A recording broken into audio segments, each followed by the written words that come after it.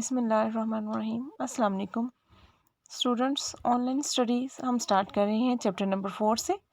Chapter number 4 है हमारे पास work and energy, और ये टॉपिक है रिलेटेड वर्क से और एनर्जी से। पहले हम वर्क को पढ़ेंगे, फिर उसके बाद एनर्जी को एक्सप्लेन करेंगे। वर्क हमारे पास एक फिज़िकल और मेंटल दोनों ही एफर्ट का नाम है, लेकिन हम फिज़िक्स में उस वर्क को कंसीडर करते हैं जिसमें फोर्स और डिस्प्लेसमेंट का आपस में म्यूचुअल रिलेशनशिप हो। ठीक है, यानी हम फिज़िकल वर्क के बारे में यहाँ पे बात करेंगे। तो work done by a constant force, ये हमारे पास फर्स्ट टॉपिक है। Work done by a variable force होता है, लेकिन वो नेक्स्ट टॉपिक होगा हमारे पास। पहले हम उस फोर्स के बारे में देखेंगे जो मुस्तकिल किसी ऑब्जेक्ट पे लगाई जाती है और डिस्टेंस कवर करवाया जाता है। अगर किसी ऑब्जेक्ट पे फोर्स लगा रहे हैं, ठीक है, और वो थोड़ा सा डिस्टेंस कवर कर रहा है, तो ज़ाहिर है हम उसको कहेंगे, कंसीडर करेंगे कि ये वर्क हो रहा है।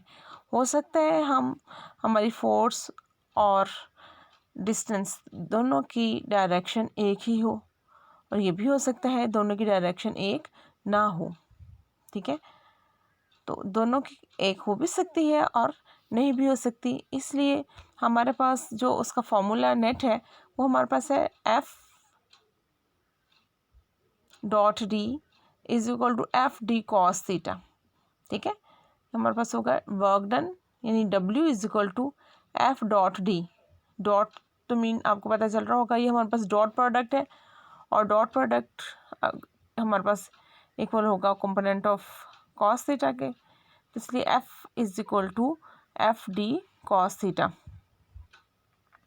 तो F cos थीटा ये हमारे पास component mean part of a force है, या हिस्सा है फोर्स का जो डिस्प्लेसमेंट वाली डायरेक्शन में हम लेंगे। ठीक है, तो वर्क डन हमारे पास किसी भी बॉडी के ऊपर एक कांस्टेंट फोर्स की वजह से ऐसे हम डिफाइन कर सकते हैं कि it is the product of the magnitude of the displacement and component of the force in the direction of the displacement. Work done on a body by a constant force is defined as the product of the magnitude of the displacement and component of force in the direction of the displacement. ठीक है, it's mean 3 main factors हैं जिन पे हमारे पास force act कर रही है। Work done हमारा depend कर रहा है number 1 force, number 2 distance, and number 3 angle. Right, force, displacement and angle. अगर इन तीनों में से कोई एक क्वांटिटी भी ज़ीरो हो जाएगी तो हमारा वर्क डन ज़ीरो हो जाएगा। मीन अगर मैं किसी बॉडी पे फोर्स लगा रही हूँ लेकिन डिस्प्लेसमेंट कवर नहीं हो रहा, तो इट्स मीन वर्क हमारा ज़ीरो हो जाएगा। राइट, जैसे मैं एग्जांपल अगर ले रही हूँ कि मैं अगर दीवार पे फोर्स लगाऊँ, ठीक, दीवार में मैं मुस्तकिल फोर्स लगा रही हूँ, डिस्प्लेसमेंट तो कोई भी नहीं। अगर फोर्स लगा रही हूँ लेकिन डिस्प्लेसमेंट नहीं है, डी हमारा इक्वल टू ज़ीरो हो गया, इट्स मीन वर्क ज़ीरो हो गया। राइट, और दूसरी हमारे पास एग्जाम्पल मैंने आपसे भी कही कि अगर मैं फोर्स नहीं लगा रही लेकिन डिस्टेंस कवर हो रहा है, ये हमारे पास केस उस वक्त हो सकता है जब बॉडी यूनिफॉर्म वेलोसिटी से मूव कर रहा हो। याद होगा आपको न्यूटन का फर्स्ट लॉ, उसमें था कि अगर कोई बॉडी रेस्ट में है तो रेस्ट में ही रहेगा, और अगर मोशन में है तो मोशन में ही रहेगा जब तो उस पर कोई एक्सटर्नल फोर्स नहीं लगती। ठीक है, तो अगर कोई बॉडी यूनिफॉर्म वेलोसिटी के साथ मूव कर रहा हो, नेट फोर्स उस पर ज़ीरो होती है, और तब भी हमारे पास वर्क डन नहीं होगा। राइट, और तीसरा मैंने आपको बताया था कि एंगल, अगर हमारे पास एंगल cos थीटा अगर इक्वल टू ज़ीरो आ जाए। cos थीटा कब ज़ीरो आता है? जब थीटा की वैल्यू हमारे पास 90 की होती है, यानी अगर फोर्स और वेलोसिटी यानी डायरेक्शन में डिस्टेंस कवर हो रहा है, दोनों के दरमियान एंगल 90 का होगा, तो फिर हमारे पास वर्क डन क्या हो जाएगा? ज़ीरो। क्यों? क्योंकि cos 90 is equal to 0, cos 90 is equal to 0। So F और डी की वैल्यू मैं अगर पुट भी कर दूंगी तो आंसर हमारे पास क्या रह जाएगा, 0 ही हो जाएगा। ठीक है, तो वर्क डन 3 सूरतों में हमारे पास 0 हो सकता है। मैं फोर्स मेरी अगर 0 हो जाए, डिस्टेंस इक्वल टू 0 हो जाए, और तीसरी angle theta is equal to 90 हो जाए। ठीक है, इन तीनों केसेस में मेरे पास एंगल वर्क डन 0 हो सकता है। वर्क डन हमारे पास एक स्केलर क्वांटिटी है, क्योंकि अभी मैंने आपको पता चल ही गया एफ डॉट डी है, तो F dot D dot product सारी हमारे पास स्केलर क्वांटिटी है, तो इसलिए हमारे पास क्या है, एक स्केलर क्वांटिटी है। ठीक है, जबकि वेक्टर फोर्स भी एक वेक्टर है और डिस्टेंस डिस्प्लेसमेंट भी हमारे पास वेक्टर है। फोर्स के हमारे पास यूनिट है न्यूटन, डिस्टेंस के यूनिट है हमारे पास मीटर, तो वर्क डन के यूनिट हमारे पास बन जाएंगे न्यूटन मीटर। ठीक है, लेकिन न्यूटन मीटर को कलेक्टिवली हम कहते हैं जाउल। ठीक, इसकी यूनिट क्या है हमारे पास, जाउल।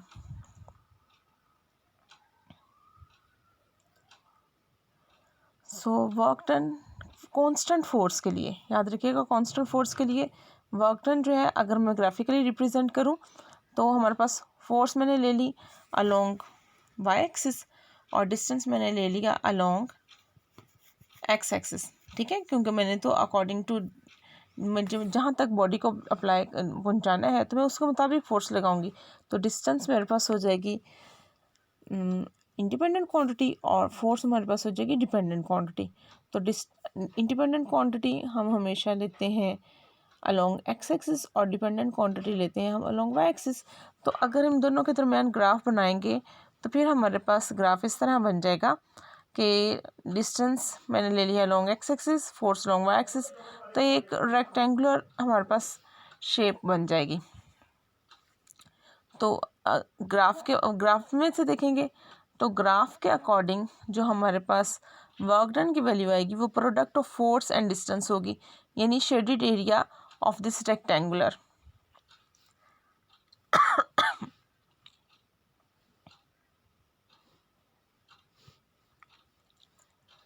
राइट, तो अगर हम इसको समराइज करें तो हमारे पास ये 5 बेसिक पॉइंट्स बनेंगे। एक तो ये हमारे पास वर्क डन एक स्केलर क्वांटिटी है। ठीक, और वर्क डन अगर लेस देन 90 है तो हम इसको वर्क डन को पॉजिटिव कंसिडर करेंगे। अगर थीटा हमारे पास लेस देन 90 है तो वर्क डन पॉजिटिव होगा। अगर थीटा हमारे पास इक्वल टू 90 है तो वर्क होगा ही नहीं, और अगर थीटा इज़ ग्रेटर देन 90 है तो फिर इस वर्क को हम नेगेटिव कंसीडर करेंगे। नेगेटिव कंसीडर का मतलब यहाँ हम इस तरह कह सकते हैं, अगर थीटा ग्रेटर देन 90 है इट्स मीन कि मैं जिस डायरेक्शन में फोर्स लगा रही हूँ डिस्प्लेसमेंट उसकी ऑपोजिट डायरेक्शन में हो रहा है। राइट, और इसकी बेस्ट एग्जांपल है आप लोगों की फ्रिक्शन। ठीक है, फ्रिक्शन फोर्स जो है हमारे पास, फ्रिक्शनल फोर्स जो है वो नेगेटिव वर्क की बेहतरीन एग्जांपल है, क्योंकि जिस डायरेक्शन में हम मूव कर रहे होते हैं फ्रिक्शनल फोर्स उसके ऑपोजिट अप्लाई हो रही होती है। तो theta if greater than 90 then work is said to be negative. Last हमारा 5th पॉइंट है हमारे पास, the SI unit of work is Newton meter और it is known as joule। Right, एक इजी सा टॉपिक है, छोटा, इसको समराइज करके भी लिख सकते हैं। बेसिकली आप एक जस्ट डेफिनेशन लिखें, मैथमेटिकल फार्मूला उसका लिखें, मैथमेटिकल फार्मूले के बाद आप उसके बेसिक पॉइंट्स लिख दें जो हमने डिस्कस किए हैं। ठीक है, इतना लंबा डिटेल से हम इसको नहीं लिखते, ये लॉन्ग क्वेश्चन के तौर पे भी आ सकते हैं। अगर लॉन्ग क्वेश्चन के तौर पे आएगा तो फिर आपको ये सारे डिटेल लिखनी होगी, लेकिन शॉर्ट में भी आता है। बेसिकली इसके 4-5 point basic definition, mathematical expression और ये पॉइंट्स कर लें। ठीक है, अगर शॉर्ट नोट में लिखना हो तो इतना काफ़ी है।